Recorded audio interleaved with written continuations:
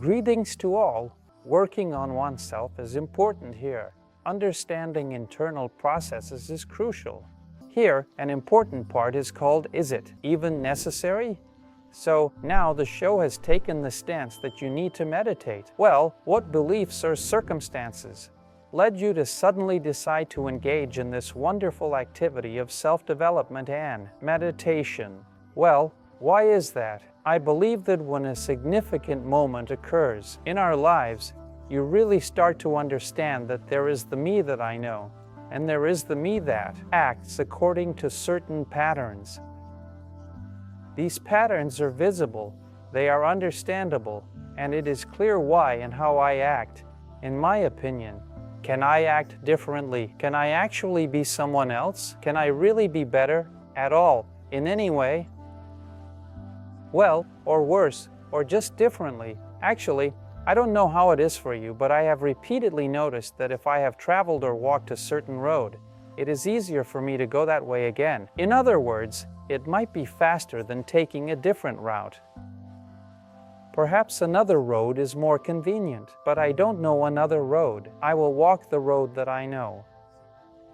And so when a person develops, I don't even know what to call it, some kind of ability, a possibility, yes, indeed, to try. But how else is it? What other options are there, actually? And so, when some reconnaissance has already been conducted in the area, it becomes clear how one can move through this terrain. You start to use the roads in a much more effective and efficient manner than just driving down one road and continuously sticking to it. That's the story. And if a person truly and genuinely begins the path of self-development and growth, not because friends said, "Hey, this is really cool. We took this amazing training. We completed this comprehensive course. Look," not because you saw it, but truly from an inner inquiry, from the understanding within yourself that you can do things differently, that the way things have turned out, the actions you take, are perfect. What can be done in an even more correct, more effective, more impactful way? And so then, in this more, yes, it arises, but how is it otherwise? And look at this truly amazing thing. Instead of immediately imposing the brothers to those programs that are, let's say, imperfect, those that are, in fact, perfect, there is an option to give up everything. Can you imagine? That is, you are just not moving on the plane. Like this is longer, and this is shorter. So I won't be longer, I'll be shorter. No, that's not what I mean. I'm talking about stepping back from this plane, moving away from it at a distance. That is, not this way, not that way, not at all, not in any way. Just suddenly, in a completely different way. And this completely different way is, first and foremost, the stopping of the inner dialogue. And if it continues, you simply just look intently and carefully, without any judgment, without ideas, without your own assumptions, at the source of the dialogue within your head. That is, here is a simple, basic technique that provides the most effective and quick result in connecting with yourself, seeing the mechanisms that generate this within you, and identifying who exactly is speaking inside you. To see this, you just need to observe. You just need to watch. Don't speak while doing so, just watch. And the one who speaks, you immediately take aim at them. You start looking there right away.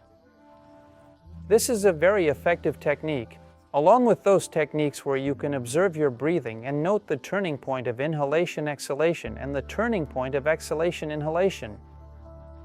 That is where it happens how it happens. Observe the breath seriously. And just like that, yes, indeed, you can observe the voice inside your head in order to stop speaking altogether. And that moment when you stop speaking altogether, or that moment when this distance appears between you as an observer and you as the one who speaks, that is when something indeed truly opens up, where you see the essence of things, you see everything differently. You see yourself, you see others, you see objects, I don't know, some processes, and they are immediately clear to you. That is, You don't really need some voice inside your head to actually describe it or give it a name. And when you can see in this way, you can see that there is light all around. Light. This light is information, understanding, and wisdom. This light is the aura. And as you go deeper, it becomes clearer to you what the edges are, what these cosmic energy workers are talking about, what these shells are, how many levels there are, how they interact, and what can be done with them, and more. And a truly different dimension opens up in this reality. Of course, from a psychiatric perspective, this is schizophrenia, meaning you start to live in some kind of augmented reality. You begin to see things that other people do not see, things that do not exist. But there is a big difference between seeing what is not there and seeing what others do not see. But that is actually exactly it. As far as we know, people indeed perceive serious diagnoses differently. Each person with schizophrenia sees their own reality. I suspect that they are simply shifted in different ways, and they really see something that exists, but it is in another dimension, somehow differently. In other words, their mind begins to gather a different reality. When a person is attuned in such a way that they truly and fully perceive informational and energetic fields, they can return to a state of ordinary, so to speak, attention, where there is no augmented reality. And completely. In other words, he wanted to, turned it on and watched, wanted to, turned it off, and returned back to being normal. I consider this indeed a truly substantial support, a truly tremendous bonus, a magnificent opportunity to actually activate your biocomputer and see from the perspective of the subconscious, from the standpoint of what your mind thinks about this on a deep level. What images come to you when perceiving this, when contemplating this, when resonating with this person or this process? Should you go there or not? Already based on these images and feelings, you can understand the situation much more clearly. And to understand oneself, rather than to act solely through logical reasoning, like an ordinary person.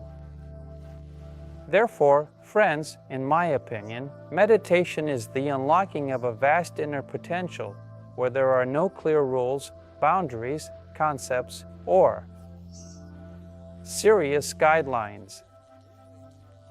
Yes, we see many religious systems, but we do not see any specific clear description of how it actually is in any of them. We do not actually know, indeed.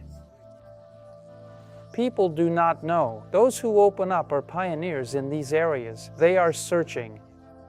Some succeed, while others do not. They make mistakes. It is a very difficult path. Many simply die. Indeed, they die. They go insane.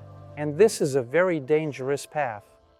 But inevitably, if a person truly begins to engage in even fields such as osteopathy, kinesiology, or some other very interesting fields that are recognized at this time, one way or another, they start to encounter the fact that some informational phenomena behave like self-aware entities with which one can have a quite specific and direct dialogue. This is truly astonishing indeed. It is amazing, friends, that you can discover some essence within a person that actually has its own priorities, goals, and tasks, thinks in a completely different way, and responds to you in a way that is not what the person's consciousness tells you. There can indeed be several of these sutras, or even more. They can change into one another, or also exist within some hierarchical system. That is, indeed, the world is not as we thought it was. Now we truly see that it is much more complex, more interesting, and with the understanding of information technology that is emerging in people today, it definitely becomes much easier for us to comprehend the inner world and how a person is structured. Yes, indeed, there are definitely these monads, There are certain, let's say, archetypal models within a person that communicate with themselves. In fact, artificial intelligence is structured on the same principle, where a center of gravity, a consciousness, forms that defines itself as self-judging, self-aware, and begins to loop a certain impulse around itself. Through self-awareness, it tests reality, finds others like itself, and communicates with them. In reality, everything happens in exactly the same way inside the human head. Dominants are defined, and communication occurs within the head through these dominants. Through this communication, a person thinks, becomes aware, and explores various options. Of course, if you have the opportunity to step away from this dimension, as I mentioned before, into a space of inner spirit, into meditation and reflection, to create distance between you as the observer and these dialogues, that is indeed a victory.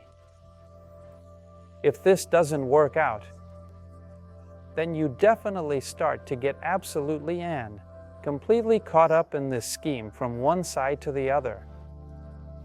And here, of course, yes, psychology indeed helps a lot, and other fields can also significantly and greatly influence the mental spheres of a person.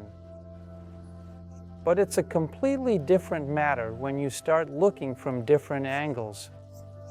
Indeed, a vast number of opportunities for interaction with both yourself and the outside world actually and truly opens up. That is, it turns out to be not as simple as we thought.